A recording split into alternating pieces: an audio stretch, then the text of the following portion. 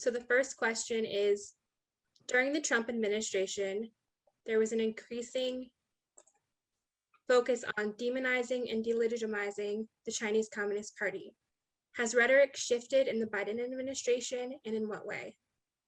Well, I think it's fair to say the rhetoric has shifted, but the main line of policy has not revealed itself to have shifted. A lot of what I interpret the Biden early moves with respect to China involve is maintaining the bipartisan support for a strong posture vis-a-vis China, ideologically, economically, in security terms as well. And while Biden himself and his key people are not as given to flights of rhetoric as much as the Trump people were, they do not want to alienate the support they believe they enjoy on a bipartisan basis in the administration. And I don't expect to see a lot of change. The Biden people have laid out a patient platform of first rebuilding relations with our friends and allies.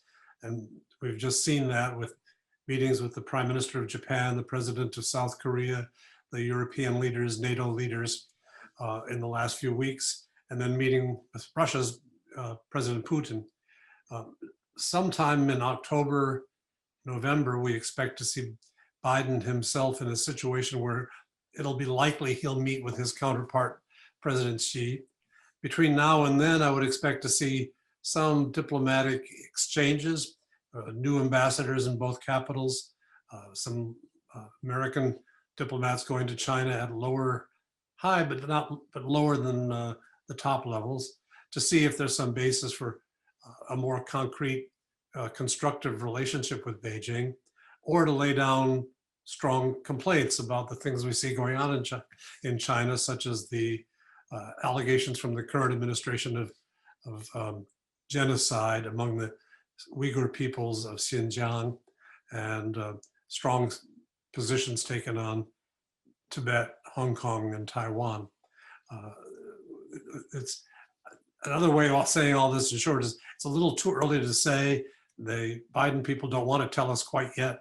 They don't think they're ready to lay out their cards. And so there's more continuity than change.